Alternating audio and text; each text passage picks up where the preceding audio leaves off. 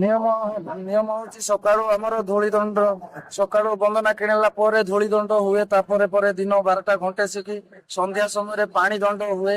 ରାତି 12ଟା ପରେ ଅଗ୍ନି ଦଣ୍ଡ ହୁଏ। ଏହିପରି 3 ପ୍ରକାର ଦଣ୍ଡ ପାଳନ ହୁଏ।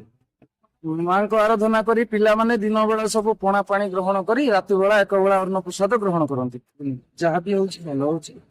ଅଶ୍ଳୀଳତା ବି ସମାଜରେ ପ୍ରସାର ହବା ଉଚିତ ନୁହେଁ। ଏସବୁ ମା ଭଉଣୀ ସମସ୍ତଙ୍କର ହିତକାରୀ।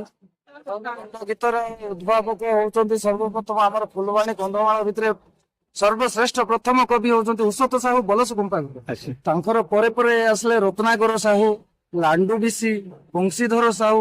ଏମାନଙ୍କର ଲେଖାକୁ ନେଇ ବର୍ତ୍ତମାନ କନ୍ଧମାଳରେ ଦଣ୍ଡ ଜଗତର କବିତା ପରିପୃଷ୍ଟ। ଆମ ଦଣ୍ଡ ପ୍ରାୟତଃ ହଉଛି ରତ୍ନାକର ସାହୁ, ଉଷତ ସାହୁ, ବଂଶୀଧର ସାହୁ, ବସ୍ୟାନନ୍ଦ, କ୍ଷେତ୍ରବାସୀ, ଏମିତି ବିଭିନ୍ନ କବି ମାନଙ୍କର ଲେଖାକୁ ନେଇ ବିଭିନ୍ନ ଗୀତ ମାନ ରହିଅଛି।